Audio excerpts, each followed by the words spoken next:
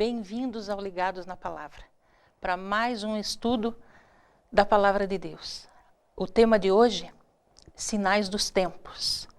Mas antes de entrarmos no assunto que nos traz aqui hoje, como fazemos costumeiramente, nós vamos orar. Grandioso Deus e Pai, louvado seja o Teu nome, Senhor, pela vida de cada um de nós que aqui estamos nesse estúdio e pela vida, Senhor, preciosa de cada um que o Teu Santo Espírito moveu através da internet, Senhor, que está nos assistindo porque tem sede e fome da Tua Palavra, tem dúvidas, tem questionamentos. Por isso, Senhor, em nome de Jesus, nos colocamos na Tua presença para Te pedir que o Espírito Santo venha nos ensinar, venha nos mostrar a Tua vontade para a nossa vida, Senhor. Pai Santo, restaura a nossa mente nesse momento, limpa a nossa mente de todo o corre-corre do dia, dos afazeres, Senhor, das preocupações, para que somente a Tua palavra fale ao nosso coração a partir de agora. Vem estar conosco, Senhor, através do Espírito Santo. Nos cerca com os Teus anjos, em nome e por amor de Jesus. Amém, Senhor. Então, nós vimos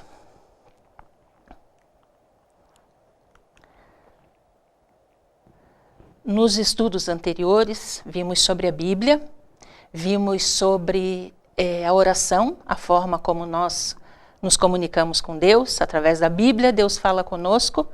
Através da oração, da comunhão, nós falamos com Deus. E hoje nós começamos o nosso estudo lendo o seguinte texto, Apocalipse, capítulo 1, verso 3.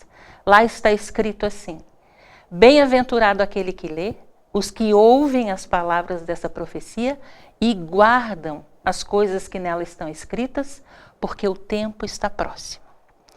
Veja, a Bíblia está nos dizendo, Deus através da Bíblia está nos dizendo que feliz daquele que, como você agora, através da internet, separou um tempo para estudar a palavra de Deus. Feliz daquele que lê, daquele que ouve, que dá ouvidos ao que o Espírito Santo nos diz, e aquele que guarda as coisas que nela estão escritas, porque o tempo está próximo. Por que o tempo está próximo? Por que a Bíblia faz essa afirmação? Nós temos duas respostas para essa pergunta. Primeiro, a nossa vida é breve, ela passa muito rápido. Nós temos pouco tempo aqui nesse mundo para aprendermos a sermos cidadãos do reino dos céus. E segundo, em função da promessa que nós vamos ler agora. Veja o que Jesus nos diz lá em João 14, versos 2 e 3. Ele diz assim: Na casa de meu Pai há muitas moradas. Se não fosse assim, eu vou-lhe teria dito: Vou preparar-vos lugar, e quando eu for e vos preparar lugar, virei outra vez e vos levarei para mim mesmo, para que onde eu estiver, estejais vós também. Veja a promessa que Jesus nos faz. E Jesus, a palavra de Jesus nunca falha. Ele prometeu que viria a esse mundo, nascer aqui como homem para morrer por nós. Ele cumpriu. Ele prometeu que ele viria, morreria por nós, mas ressuscitaria no terceiro dia. E ele cumpriu. Então, essas promessas de Jesus já cumpridas nos dão a segurança de que o que ainda falta acontecer, ele também vai cumprir. Essa promessa de João 14, 2 a 3, é uma promessa incondicional. A Bíblia fala de dois tipos de promessas. Ela nos apresenta dois tipos de promessas. Ela fala de promessas condicionais, como nós encontramos lá no Apocalipse, de forma abundante nos capítulos 2, capítulo 3. Deus nos diz: se você vencer, se você for vitorioso sobre o pecado, eu vou te dar tal coisa. Ele faz a promessa. Está lá, você pode ler capítulo 2 e capítulo 3 do Apocalipse e você vai encontrar promessas que dependem da sua aceitação. Agora, essa promessa é uma promessa que eu não preciso, não depende, melhor dizendo, da minha fé, da minha crença, de eu querer ou não. No tempo de Deus, Jesus vai voltar. Assim como a Bíblia diz que, vindo a plenitude dos tempos, Jesus nasceu em Belém, vindo a plenitude dos tempos, Jesus vai voltar. No tempo de Deus, Jesus vai voltar. Essa é uma certeza que nós podemos ter. E Jesus, quando falou sobre isso para os discípulos, antes de subir aos céus, os discípulos ficaram impressionados com essa promessa e fizeram a seguinte pergunta para ele. Veja, Jesus com os discípulos lá no Monte das Oliveiras. E estando assentado no Monte das Oliveiras, chegaram-se a ele os seus discípulos em particular, dizendo: Dize-nos quando serão essas coisas e que sinal haverá da tua vinda e do fim do mundo? Veja a preocupação dos discípulos já há 2000 anos atrás, quando ouviram Jesus falando que iria voltar aqui para nos levar com ele, perguntaram: quando vai ser isso? Que sinal vai haver da tua vinda e do fim do mundo? Então, segundo o que a Bíblia nos ensina aqui, são acontecimentos simultâneos. Jesus volta a essa terra e, ao mesmo tempo, nós vamos ver o fim da vida na terra, o fim da vida que nós conhecemos hoje, porque ele vem nos trazendo vida em abundância e vida eterna. Veja a resposta de Jesus para essa pergunta. Está em Mateus 24, verso 36. Ele respondeu para os discípulos: daquele dia e hora ninguém sabe, nem os anjos do céu, mas unicamente meu Pai. Então isso nos mostra que nós devemos ficar seguros e serenos nas mãos do Pai. Não devemos especular acerca da volta de Jesus e muito menos, do fim da vida na Terra. Nós temos aí experiências passadas já, há anos atrás foi marcado data para o fim do mundo, as pessoas ficaram angustiadas, dizem até que muitas reportagens foram feitas sobre isso, inclusive relatando pessoas que se suicidaram com medo do fim do mundo. Mas a Bíblia diz que a volta de Jesus e o fim da vida na terra são acontecimentos que vão ocorrer ao mesmo tempo. Só que Jesus nos diz claramente, daquele dia e hora, ninguém sabe, só o Pai. Então não devemos especular, não devemos nem dizer que falta um ano, talvez daqui a 2, 5, 10, 20 anos, ou que vai demorar, ou que talvez nem aconteça. Porque Deus nos afirma e Deus não falha, Deus não mente. O que Ele promete, Ele cumpre. Só que, apesar de nós não sabermos o dia nem a hora desse acontecimento espetacular, o maior acontecimento que essa terra já contemplou, e nós vamos falar sobre ele na semana que vem, na próxima sexta-feira. Você não pode perder o estudo da sexta-feira que vem. Hoje nós estamos vendo quando será. Na semana que vem nós vamos ver como será. Veja o que a Bíblia nos diz acerca do fato de, apesar de nós não sabermos dia, hora, mês e ano, veja o que a Bíblia nos mostra. A Bíblia nos diz claramente que nós não estamos em trevas em relação à volta de Jesus, porque ele deixou sinais para nos mostrar a quantas nós andamos no relógio da história da Terra. E lá em 1 Tessalonicenses, capítulo 5, verso 2 a 4, ele nos diz assim: porque vós mesmos sabeis muito bem que o dia do Senhor virá como ladrão de noite. Pois que, quando disserem a paz e segurança, então lhes sobrevirá repentina destruição, como as dores de parto àquela que está grávida, e de modo nenhum escaparão. Mas vós, irmãos, já não estáis em trevas para que aquele dia vos surpreenda como um ladrão. Veja, quando nós lemos esse texto, nós vemos que Jesus compara a vinda dele, a proximidade da vinda dele, com dois acontecimentos. A entrada do ladrão, como é que o ladrão age? Ele age de surpresa, ele age repentinamente. Ele usa o elemento surpresa para ser bem sucedido. Então Jesus está nos dizendo que ele vem de surpresa e ele compara ainda com as dores de parto. As mulheres que estão nos assistindo e que são mamães sabem como isso acontece. As dores no começo são bem espaçadas, são leves, mas quanto mais o tempo vai passando, o espaço entre as dores vai diminuindo e ela se torna cada vez mais intensa até que a criança nasce. Então Jesus compara com a chegada do ladrão, que usa o elemento surpresa, e ele fala das dores de parto, nos mostrando aí que esses sinais que ele nos deixou, eles são cada vez mais frequentes e cada vez mais intensos, cada vez mais abrangentes. Por que nós não estamos em trevas em relação à volta de Jesus? Ele nos diz, em 2 Pedro, capítulo 1, verso 19. Veja que segurança que esse texto nos traz. Veja como isso nos dá a certeza de que nós estamos no caminho certo. Nós estamos usando como padrão, como parâmetro para a nossa vida, a palavra de Deus, a palavra dos profetas. Olha o que a Bíblia diz.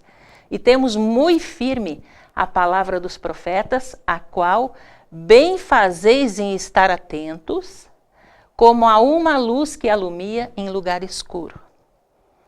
Deus diz, nós começamos esse estudo de hoje, o tema de hoje, lendo o texto onde ele nos diz que feliz é aquele que tira um tempo para ler, para dar ouvidos, para prestar atenção e para guardar, para viver aquilo que está escrito na Bíblia.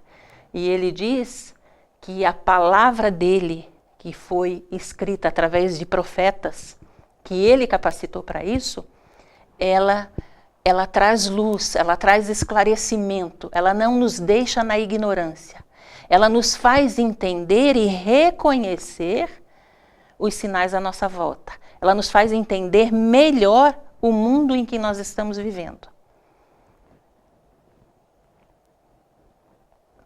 Veja, Jesus alertou também. Ele disse: acautelai-vos, que ninguém vos engane, porque muitos virão em meu nome dizendo, eu sou o Cristo, e enganarão a muitos. Então, dentro daquele propósito de Deus, de não nos deixar em trevas, não nos deixar na ignorância, sem reconhecermos, sem identificarmos o mundo à nossa volta, ou melhor ainda, sem precisarmos em que altura da história nós estamos, ele nos deixa sinais para que a gente possa identificar os tempos, a solenidade dos tempos, a brevidade dos tempos em que nós estamos vivendo. E ele diz, vou ler outra vez. E Jesus respondendo disse-lhes, acautelai-vos, que ninguém vos engane, porque muitos virão em meu nome dizendo, eu sou o Cristo, e enganarão a muitos. E ouvireis de guerras e de rumores de guerras. Olhai, não vos assusteis, porque é mister que isso tudo aconteça, mas ainda não é o fim. Porquanto se levantará nação contra nação, reino contra reino, e haverá fomes e pestes e terremotos em vários lugares. Mas todas essas coisas são o princípio das dores. Isso está em Mateus 24, versos 4 a 8. Nós vamos detalhar melhor esses sinais que nós estamos vendo aqui, mas eu quero destacar nesse texto o que ele diz aqui na segunda linha, porque é necessário que tudo aconteça, mas ainda não é o fim.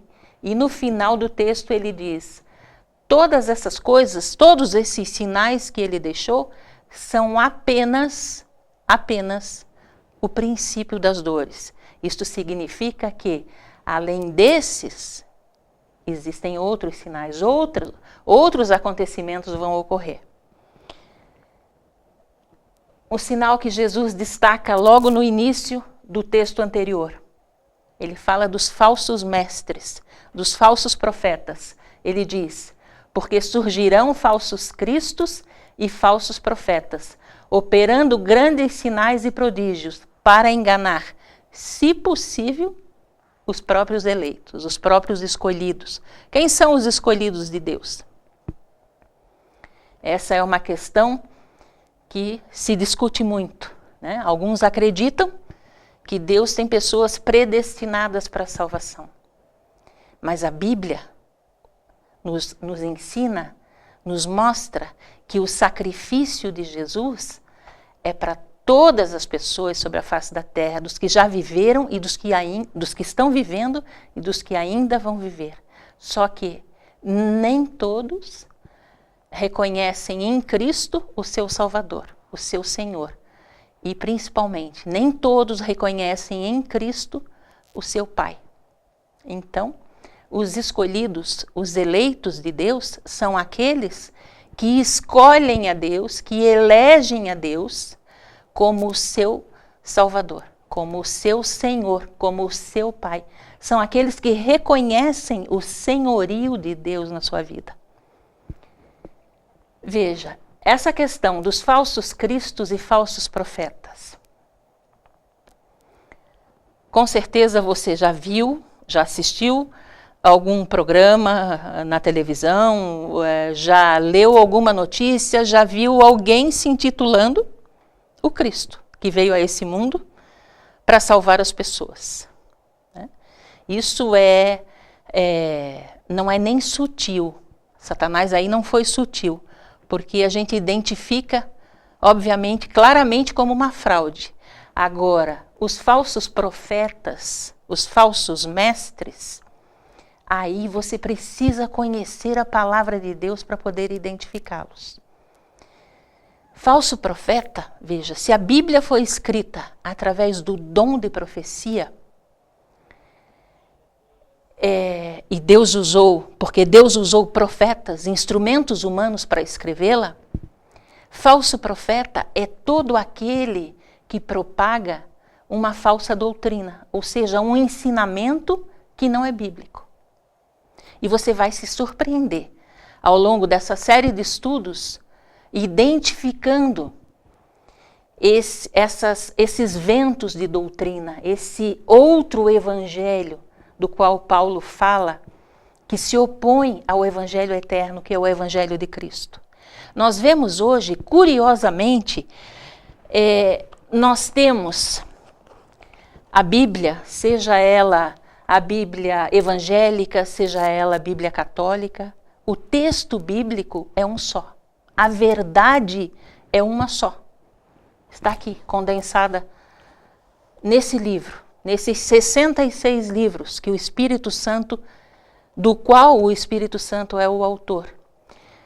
Só que eu não sei se você já parou para se questionar sobre isso. Se a Bíblia é uma só, seja ela evangélica ou católica, enfim, por que existem tantas igrejas? Dizem os entendidos que no mundo existem 9 grandes religiões e uma delas é o cristianismo. Agora, dentro do cristianismo, você com certeza já se surpreendeu com isso, ao ver a proliferação de igrejas, a proliferação de doutrinas, o outro evangelho sendo disseminado muito rapidamente, em contraste com o evangelho eterno, que é a verdade, que é a palavra de Deus. É eterno porque vem de Deus, ele não muda, ele é sempre o mesmo, porque Deus não muda. Ele diz que nele não existe nem sombra de variação. Então a palavra de Deus também não muda, a palavra de Deus não prescreve. Agora, quando você assiste alguns programas na televisão, você vê pessoas sendo enganadas em nome de Deus, por falsos profetas, prometendo bênçãos sem medida, prometendo que Deus vai fazer, prometendo que Deus sempre cura, e não foi isso que Deus nos ensinou através da sua palavra. Ele diz lá na Bíblia: no mundo tereis aflições, tem de bom ânimo, eu venci o mundo. E nós vimos na semana passada, quando estudamos sobre oração, como é que Jesus venceu o mundo, em comunhão com o Pai. Então, ele diz para nós tomarmos cuidado com falsos cristos e falsos profetas, que enganariam, se possível, até os escolhidos. Outro sinal que Jesus nos traz lá em Mateus 24, ele diz assim: e ouvireis de guerras e de rumores de guerras. Olhai, não vos assusteis, porque é mister que isso tudo aconteça, mas ainda não é o fim. Porquanto se levantará nação contra nação e reino contra reino. Do que ele está nos alertando? Guerras e rumores de guerras. Veja só, desde que o mundo é mundo, desde que a humanidade existe sobre a face da terra, após o pecado, obviamente, guerras sempre existiram. Sempre aconteceram conflitos, disputas, mas a ênfase da Bíblia é para a intensidade desses sinais, a frequência com que esses sinais acontecem. A devastação, a abrangência cada vez maior deles. Por exemplo, na Primeira Guerra Mundial, o número de mortos, o número de vítimas foi de 20 milhões de pessoas. Na Segunda Guerra Mundial, esse número salta para 50 milhões. E desde então, sempre sempre rumores de guerras, guerras estabelecidas, rumores de guerras, como os que nós estamos ouvindo agora, por exemplo, entre a Rússia e a Ucrânia, em disputa pela Crimeia, entre a Coreia do Norte e a Coreia do Sul, Iraque, Estados Unidos, já no passado a guerra do Vietnã, a guerra da Bósnia, a guerra entre Irã e Iraque, sempre rumores de guerras. E outra coisa, a Bíblia enfatiza a questão da intensidade, da frequência desses acontecimentos, mas também as guerras, os ataques, eles estão se diversificando. Não se tratam somente agora de conflitos armados, guerras intelectuais, guerra biológica, arma química e uma guerra muito temida atualmente, porque ela é sorrateira, ela é invisível, o terrorismo, que há anos atrás nós vimos a devastação que provocou nos Estados Unidos e comoveu o mundo inteiro, e aquilo ali, né, aquele acontecimento foi um acelerador dos últimos acontecimentos para a volta de Jesus, um acelerador político. Nós vamos ver que aconteceram outros aceleradores, porque em resposta a esse ataque terrorista, inclusive a política americana teve que mudar em questão de segurança nacional e tudo mais. Nós vemos as coisas acontecendo. Agora eu gostaria de destacar para vocês o seguinte, que não são os acontecimentos isolados que devem chamar a nossa atenção, mas o conjunto de sinais que nós estamos vendo como pano de fundo no mundo em que vivemos hoje.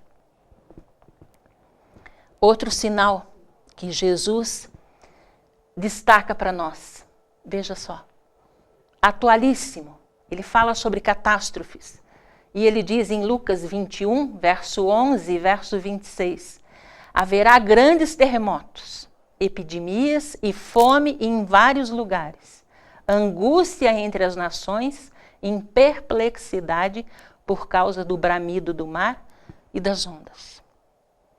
Quando eu leio certos textos bíblicos, eu me arrepio. E nesse momento eu estou arrepiada. Com a atualidade desse texto, com a realidade que ele descreve do mundo que nós estamos vivendo hoje.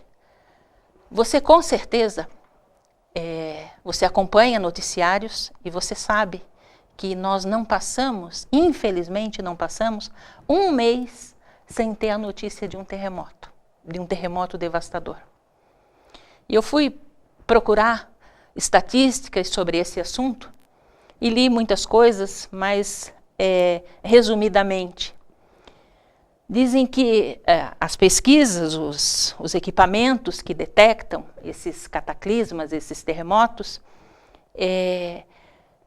dizem que nós temos cerca de 500 mil pequenos abalos por ano.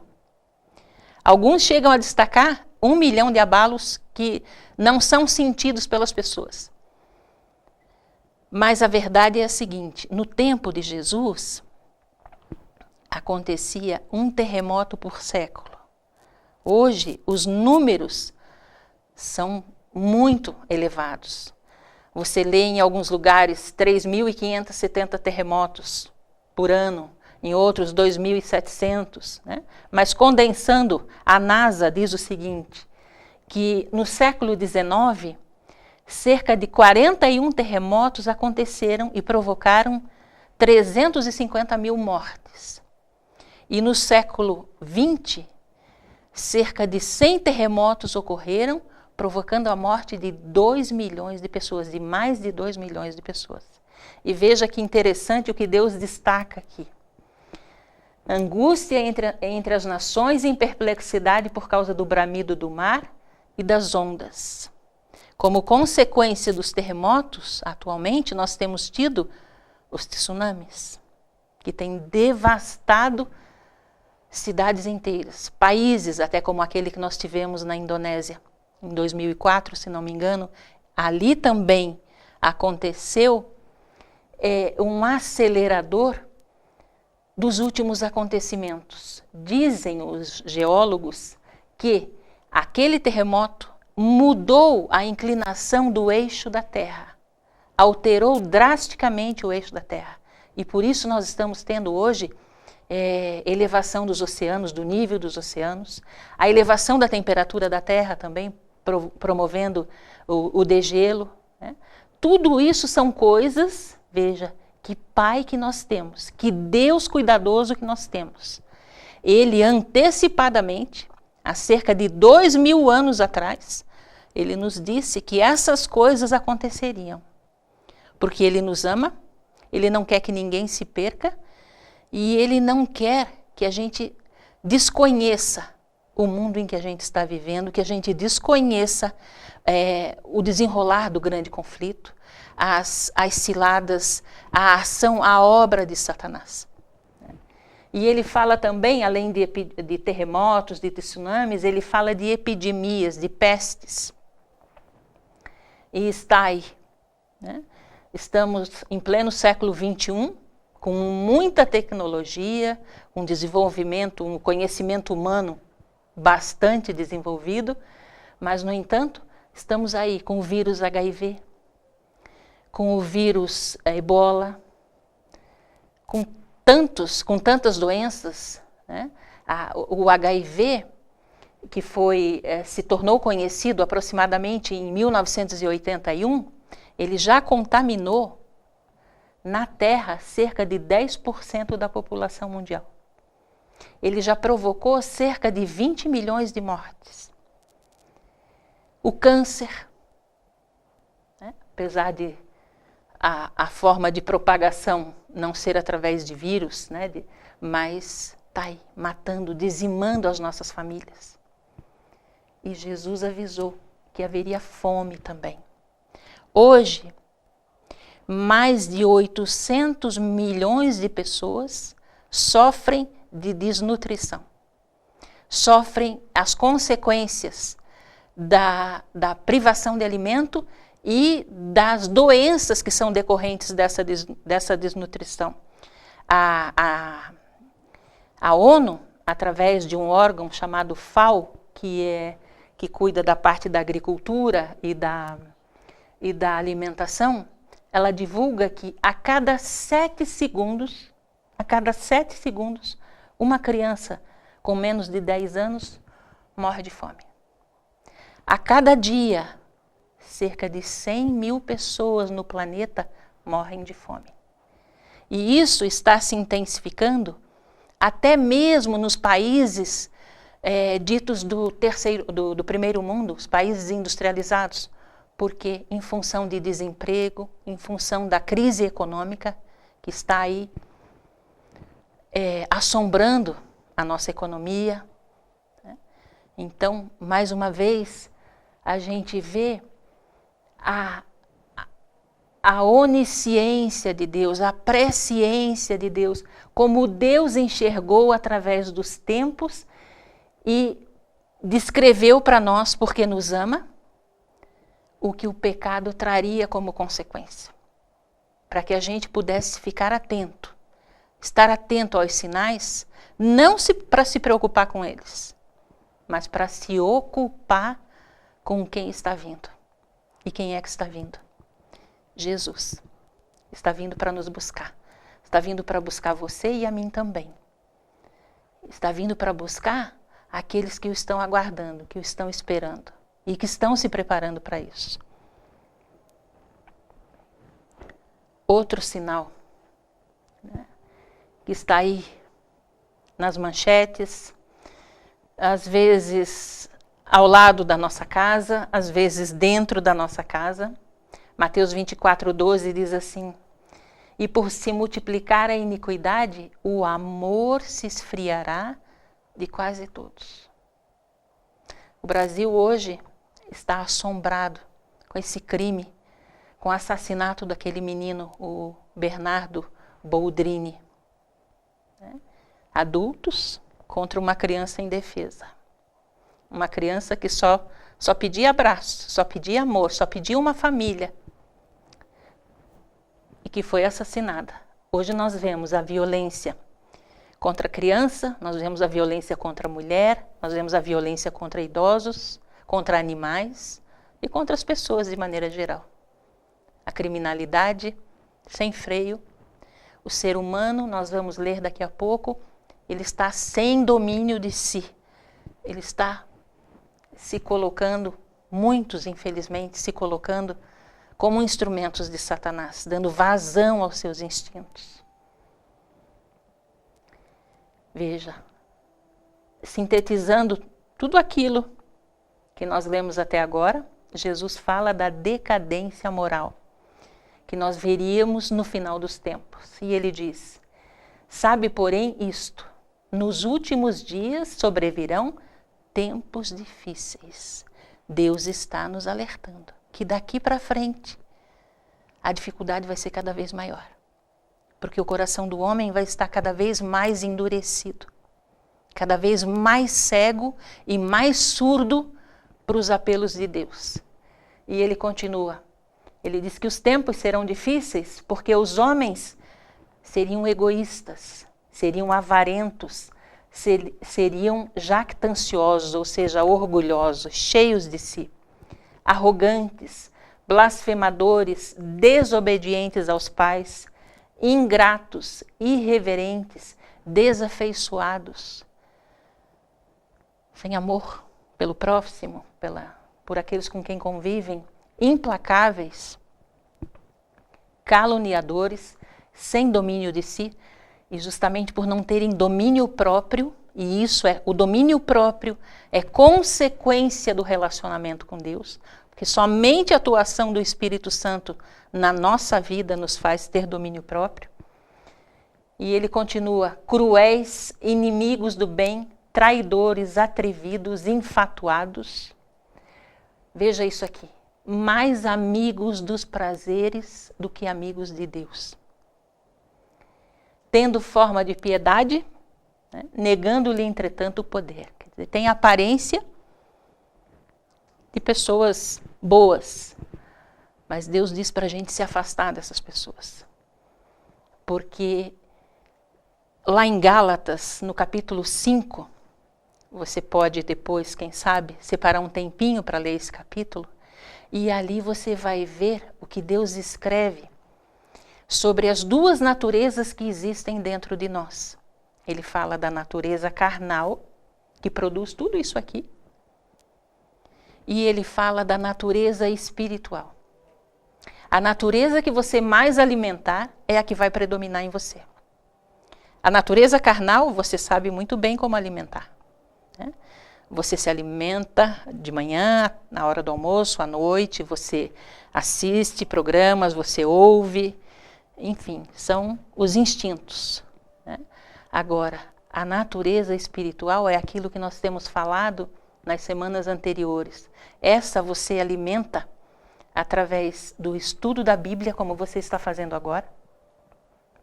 Você alimenta orando e mantendo comunhão com Deus. A natureza que você mais alimentar é a que vai predominar em você. E lá em Gálatas, Deus diz, andai no Espírito, ou seja, ande comigo, viva comigo. Que aí isso aqui não vai se manifestar na tua vida, porque você vai ter domínio próprio. Em você vai ser reproduzido pelo andar com Deus o caráter de Jesus. Você vai passar a viver como ele vive, a gostar das coisas que ele gosta, a agir e reagir como ele faz.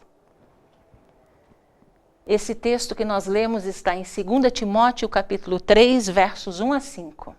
Veja o alerta que Deus nos dá. Ele diz assim: aprendei, pois, a parábola da figueira.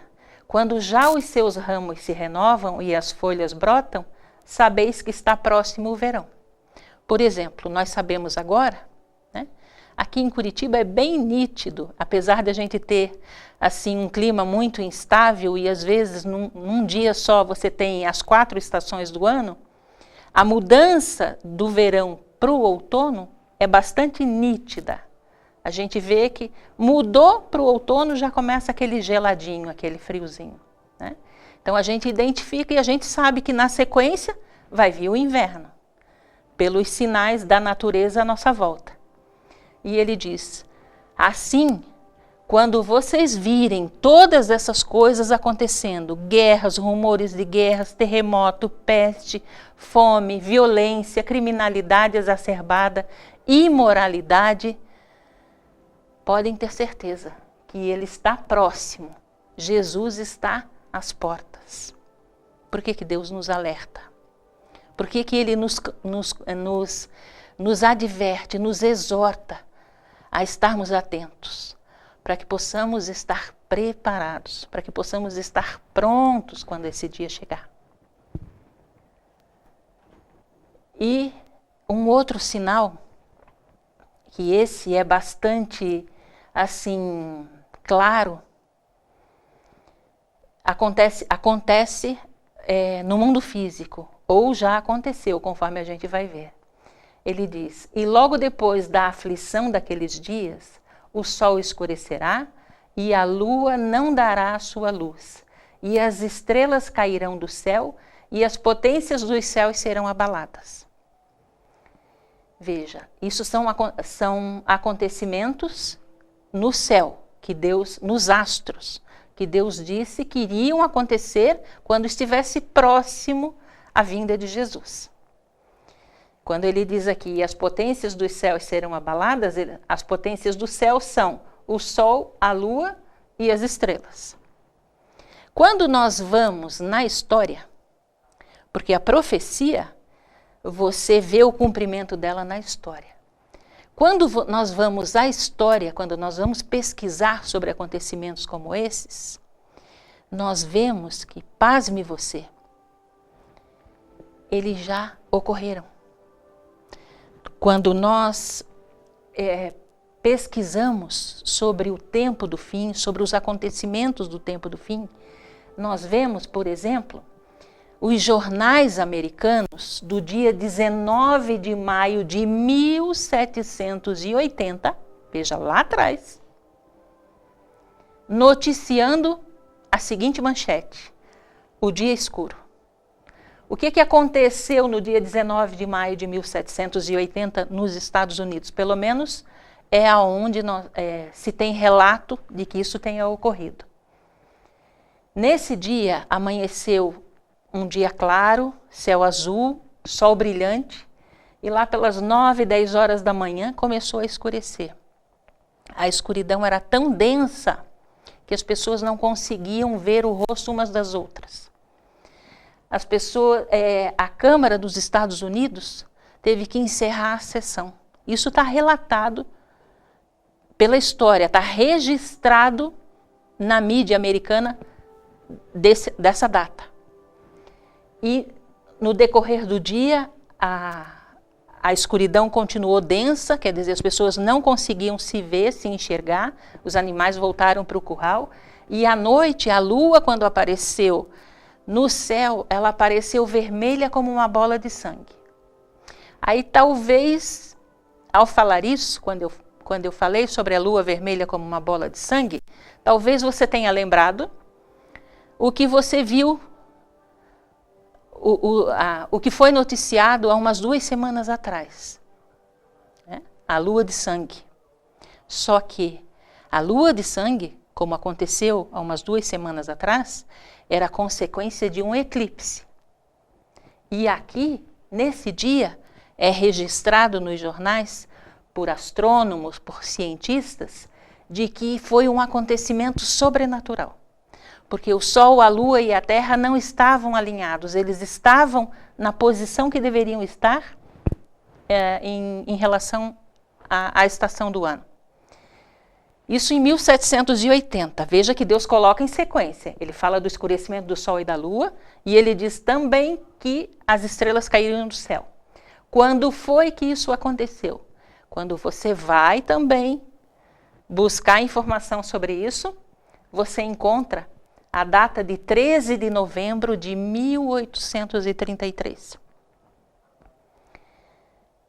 Aí não foi à noite, não foi durante o dia que aconteceu, obviamente foi à noite.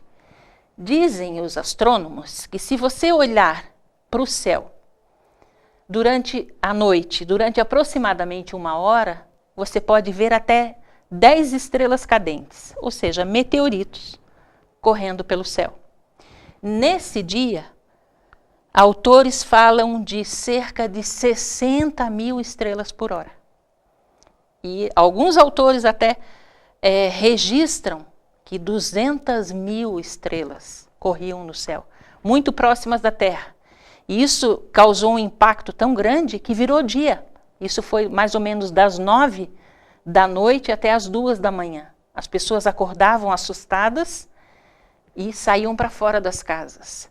Veja que o ano 1833, olhe que Deus esse.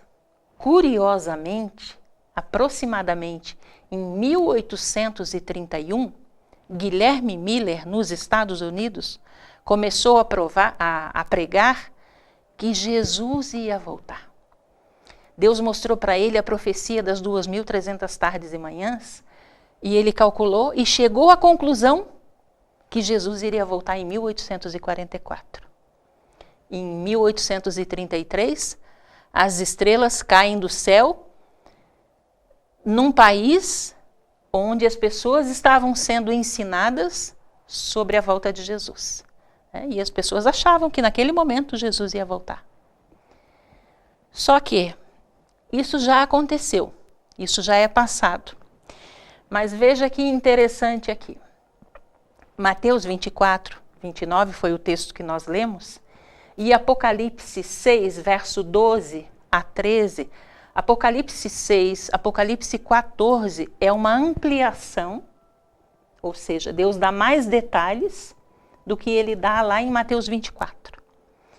Apocalipse 6, 12 a 13 fala também de um terremoto, o maior terremoto de que se tem notícia, o terremoto de Lisboa, que aconteceu em 1º de novembro de 1755, que teve uma área de abrangência de cerca de 10 milhões de quilômetros quadrados.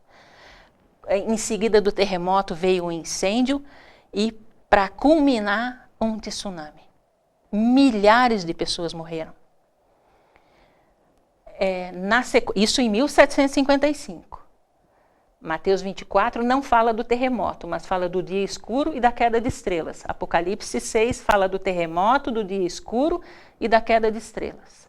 Agora, o que eu queria destacar para vocês é o seguinte, que tanto em Mateus 24 quanto em Apocalipse 6, na sequência desses acontecimentos, do terremoto de Lisboa, do escurecimento do sol e da lua, da queda de estrelas, a Bíblia diz o que viria na sequência.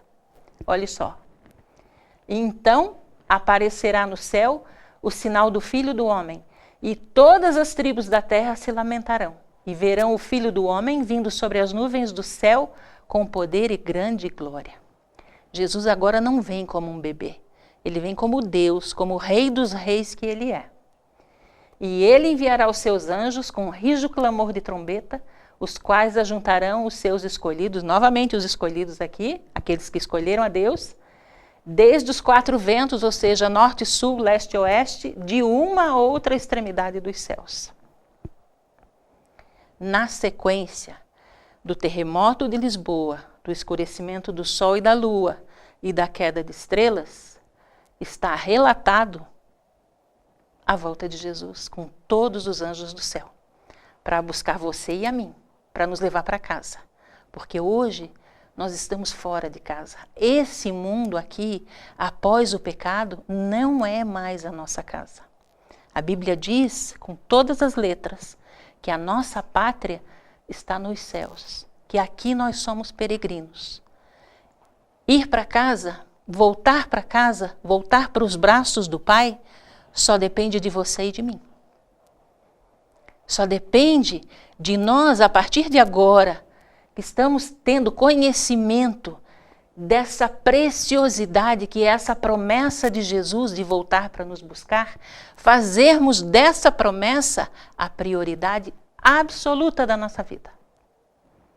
Veja, eu gostaria de destacar que esse estudo bíblico que a gente faz através da internet é, obviamente, para a gente conhecer a vontade de Deus para a nossa vida, a sua palavra, as suas promessas, mas também para esclarecer, para tirar dúvidas. Então, se você tem dúvidas, se você gostaria de questionar algum texto da Bíblia dentro desse assunto que nós estamos estudando, entre no chat, deixe lá a sua pergunta, o seu questionamento, que no final do estudo nós daremos a resposta.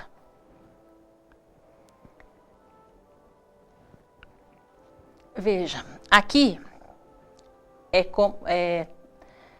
não é Mateus 24, não é Lucas 21, não é o livro de Marcos, onde nós temos os sinais da volta de Jesus, e eu quero destacar mais uma vez, quando Jesus diz que isso é só o princípio das dores, ele está dizendo que outros sinais, outros acontecimentos ocorrerão. Esses não são definitivos, não é só isso, tem mais. E ele já fala sobre isso, nós introduzimos o assunto dos sinais da volta de Jesus, lendo na Bíblia a pergunta dos discípulos. Quando é que isso vai acontecer? Que sinal vai haver? Isso Jesus respondeu para eles no 1º século da era cristã, lá aproximadamente no ano 31, dizendo que daquele dia e hora ninguém sabe. Só que Deus, presciente como Ele é, antes disso, Ele já nos alertava sobre a volta de Jesus. Lá no ano 600 aproximadamente antes de Cristo, Jesus já fala sobre os sinais da volta de Jesus. Ele vai mais longe ainda. Lá, ele conta a história do mundo através de uma estátua. Uma estátua de cabeça de ouro, o peito de prata, ventre de bronze, pernas de ferro e pés de ferro e de barro. Através dessa estátua, ele conta para o homem mais rico do mundo na época, para Nabucodonosor, o rei de Babilônia, qual seria a sequência dos impérios mundiais. Ele faz com que Nabucodonosor tenha um sonho, Nabucodonosor esquece o sonho, ele chama os conselheiros, os magos dele para que relatem o que ele tinha sonhado, e obviamente que eles não tinham como relatar o que o rei sonhou, E aí entra em cena um homem, um instrumento extraordinário de Deus, Daniel, o profeta Daniel. E para Daniel, Deus revela o sonho e Daniel conta tudo para o rei Nabucodonosor. E ele diz assim para o rei que a cabeça de ouro representava o Império Babilônico, que dominaria o mundo de 605 a 539.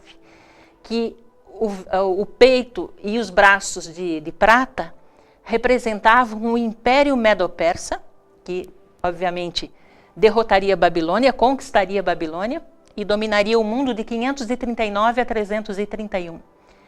O ventre de bronze, a Grécia, de 331 a 168 a.C. As pernas de ferro, Roma, o Império Romano, o império que dominava o mundo quando Jesus esteve aqui, que dominou o mundo de 168 a.C. até 476 depois de Cristo. E os pés, em parte de barro, em parte de ferro, com, obviamente, 10 dedos, né, representando a divisão da Europa Ocidental até a zona do euro que nós temos hoje. Veja, tudo isso se cumpriu cronologicamente. Se você pesquisar a história da civilização, você vai ver essa sequência: Babilônia, Medo-Pérsia, Grécia, Império Romano e a Europa dividida. Esse era o mundo conhecido de então, que Deus mostrou para Daniel. Mas falta uma parte, porque nessa profecia, Deus diz assim: quando estavas olhando, uma pedra foi cortada sem auxílio de mãos, ou seja, sem a interferência humana, porque todos os impérios mundiais foram resultado de conquistas. Nós temos lá Dario e Ciro conquistando Babilônia, depois Alexandre o Grande conquistando a Medo-Pérsia, depois os Césares do Império Romano conquistando o Império Grego. Né? Então, tudo isso com a ação humana. E Deus diz que surgiria um reino que seria representado por uma pedra que bateria nos pés da estátua, e essa pedra seria cortada sem auxílio de mãos, e iria ferir a estátua nos pés de ferro e de barro, e esmiuçaria a estátua. Então, ele diz, foi juntamente esmiuçado o ferro, o barro, o bronze, a prata e o ouro, os quais se fizeram como palha, mas a pedra que feriu a estátua se tornou grande montanha, que encheu toda a terra. Quando nós vamos à Bíblia para saber o que é a pedra, nós encontramos em 1 Coríntios 10:4 que a pedra era Cristo. Você encontra isso também em Atos 4:11. Jesus Cristo é a rocha. Jesus Cristo é a pedra. E em Daniel 2:44, Deus diz assim: quando essa pedra bateria nos pés da estátua. E ele diz: nos dias destes reis, nós já vamos ver que reis, de que reis que Deus está falando. Nos dias desses reis, o Deus do céu levantará um reino que não será jamais destruído. E esse reino não passará a outro povo. Esmiuçará e consumirá todos esses reinos, mas ele mesmo, esse reino, subsistirá para sempre. Veja só, há 2.600 anos atrás, Deus contou para Nabucodonosor, através de Daniel, a história do nosso mundo. Quais impérios dominariam o nosso mundo? E ele diz que no final de todas as coisas, ele iria estabelecer o reino dele aqui nessa terra. Esse reino subsistiria para sempre. Ele destruiria todos os reinos da terra. Veja como a Bíblia se complementa, como se encaixa. Jesus promete voltar para nos buscar, mas ele diz também que o reino dele vai ser estabelecido nessa terra. E nós vamos estudar sobre isso mais para frente. E nós vamos ver que a eternidade nós vamos viver aqui nessa terra restaurada. Antes, nós vamos passar um tempo com Jesus lá no céu, nesse céu que existe hoje. Mas depois nós vamos morar aqui nessa terra restaurada. E ele diz que nos dias desses reis, que tempo é esse que Deus disse que estabeleceria o reino dele aqui nessa terra? Veja, há mais há mais de 1.500 anos, nós estamos no período correspondente aos pés de barro e de ferro da estátua. Deus disse assim, que nos dias destes reinos, porque isso aqui, anteriormente, era o Império Romano. Hoje, Roma está aqui, né, na botinha ali da Itália. Mas na antiguidade, o Império Romano era toda a Europa, a Ásia, uma parte do norte da África, pegava a Arábia, pegava toda aquela região ali. Né? E ele disse que quando o Império Romano se fragmentasse em 10 nações, representados pelos 10 dedos da estátua, o Deus do céu estabeleceria o seu reino aqui nesse mundo. Essa fragmentação, porque as pernas de ferro, até nisso Deus pensou, Deus é detalhista. A perna direita e a perna esquerda, Império Romano Ocidental, Império Romano Oriental. E ele disse que quando esse império gigantesco se fragmentasse em 10 países diferentes, em 10 nações, politicamente divididas, o reino dele seria estabelecido aqui nessa terra. E isso aconteceu em 476 depois de Cristo. Faz 1.500 anos que Deus está sonhando conosco. Faz 1.500 anos que Deus espera por mim e por você, pela nossa entrega. Que Deus espera que a gente reconheça que para nós não existe vida longe dele. Que a nossa vida aqui nesse mundo não tem sentido. Eu, sinceramente, eu estou cansada dos reinos desse mundo. Eu estou cansada de tanta insegurança, de tanta morte, de tanta doença, de tanta saudade. Por isso, Deus sabia que nós não iríamos aguentar. Deus sabia que nós não iríamos suportar. Por isso, há tantos séculos, ele vem alertando. Jesus vai voltar. Eu vou voltar e eu vou buscar você. O que está faltando para Jesus voltar? Nós estamos quase encerrando o nosso estudo. O que está faltando? Veja que ele disse, nos sinais que nós estudamos até então, que era só o começo, era só o princípio das dores. Olha o que ele fala aqui. E esse evangelho do reino será pregado em todo o mundo, em testemunho a todas as nações, e então virá o fim. Esse é o último sinal. E você sabe que o evangelho está sendo pregado, o evangelho do reino, o evangelho eterno. Ele já penetrou em mais de 200 países. Quase todos eles já foram evangelizados. Hoje a Bíblia está na internet, como você está assistindo agora, a Bíblia está na televisão, a Bíblia está nas igrejas, a Bíblia está na vida daqueles que convivem, de muitas pessoas que convivem com você. São diferentes maneiras de Deus chamar a sua atenção. São diferentes maneiras, são diferentes recursos que Deus usa para trazer você de volta para Ele. O último sinal, quando o evangelho eterno for pregado a todas as pessoas, Jesus vai voltar. Aí virá o fim.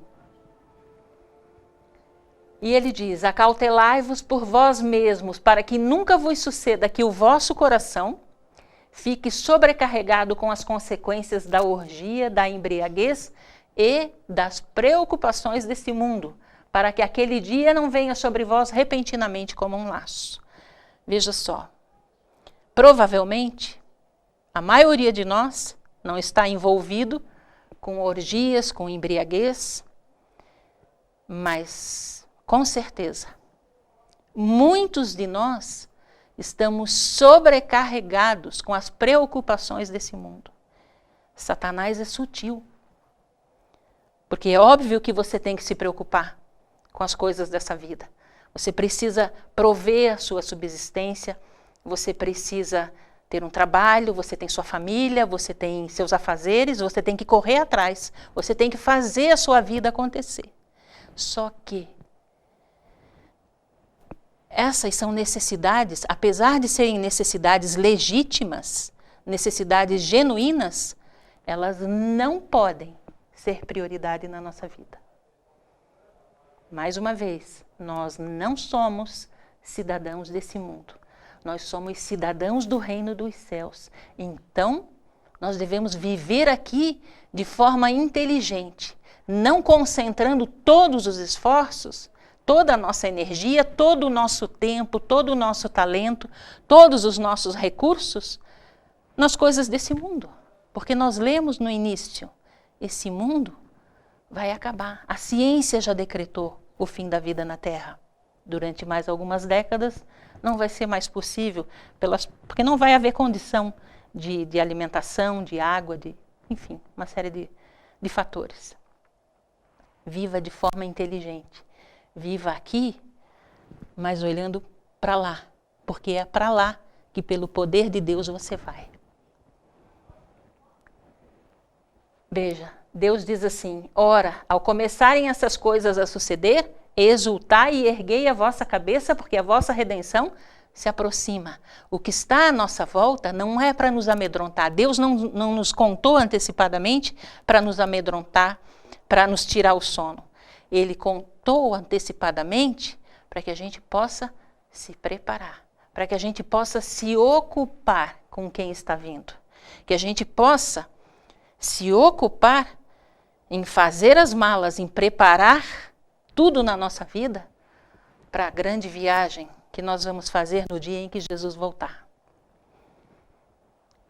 Por que Deus não voltou ainda? O Senhor não retarda a sua promessa, ainda que alguns a tenham por tardia, muitos dizem, isso nunca vai acontecer. Há quantos anos eu ouço falar que Jesus vai voltar e até hoje nada. Mas por que ele ainda não voltou? Porque ele é longânimo para conosco, ele não quer que ninguém se perca, senão que todos venham a se arrepender, ou seja, fazer o caminho de volta para ele. E ele ressalta que o dia do Senhor virá como ladrão. Por isso, ficai também vós apercebidos, porque a hora em que não penseis, o Filho do Homem virá. E assim seja. Deus encerra a sua carta de amor para nós, reforçando essas palavras. E ele diz: e eis que cedo venho. Que essa advertência de um Deus de amor, de um Pai infinitamente cuidadoso, de um Pai paciente e tolerante, que tem feito absolutamente de tudo pela sua salvação e pela minha salvação, que nós possamos dar ouvidos, ou seja, que a gente possa entender, aceitar e viver e permitir, principalmente, que o Espírito Santo possa completar a obra que Jesus começou lá na cruz do Calvário, que essa obra possa ser completada na nossa vida, na minha vida, na vida dos que estão aqui nesse estúdio, se colocando nas mãos de Deus para cumprir a ordem que Ele nos deu de ir e pregar o Evangelho a toda criatura, e na sua vida também, que está aí nos assistindo através da internet, seja em que região for. Nós vemos, sabemos através dos acessos da internet, que nós temos pessoas de várias partes do país, do Amazonas, do Pará, aqui do Paraná, de Santa Catarina, de vários lugares. Que Deus, através do Espírito Santo, faça com que o estudo que nós fizemos hoje dê frutos na sua vida.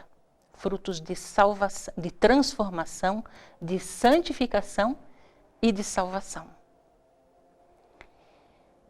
Nós esperamos você na sexta-feira que vem às 20 horas para darmos continuidade a esse estudo. Nós vimos que Jesus está perto, está próximo, está às portas. Agora, na semana que vem, nós vamos ver como ele vai vir. De que forma? Não perca. Antes disso, nós vamos orar. Pai querido, Deus amado, Deus bendito, louvado seja o teu nome, Senhor, pela promessa do teu Filho Jesus, de voltar a essa terra para nos buscar. Pai querido, que o teu Santo Espírito trabalhe na nossa mente e no nosso coração, de tal maneira, Senhor, que essa promessa passe a ser a nossa bendita esperança. Que essa promessa passe a ser prioridade absoluta na nossa vida, daqui por diante, Senhor. Que possamos continuar vivendo nesse mundo enquanto o teu Filho Jesus não volta, planejando, construindo, sonhando, trabalhando, mas com a prioridade maior de voltarmos os nossos olhos, a nossa mente e o nosso coração para o alto, porque a nossa salvação vem do alto, a nossa salvação vem de Ti. Pai querido, toma em Tuas mãos de amor cada um desses internautas, Pai, que separaram esse tempo para Te conhecer melhor, para conhecer melhor a Tua palavra. Cada um deles tem necessidades, Senhor, tem sonhos, tem lutas, tem alegrias, tem tristezas, perdas. Pai, nós queremos entregar a cada um em Tuas mãos de amor, para que Tu os abraces, para que Tu os aconchegues, mas principalmente, Senhor, para que Tu supras as suas necessidades e a necessidade maior de salvação seja num futuro muito breve, Senhor, concretizada pela volta do Teu Filho Jesus. Nos abençoa, continua nos abençoando, permanece conosco, em nome e por amor de Jesus. Amém, Senhor. A próxima sexta-feira, às 20 horas, nós esperamos você. E Jesus também. Boa noite.